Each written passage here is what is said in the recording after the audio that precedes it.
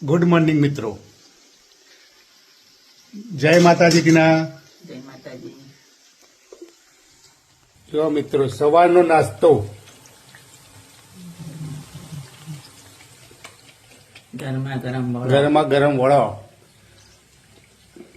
ચા અને વડો, મેથીના વડા.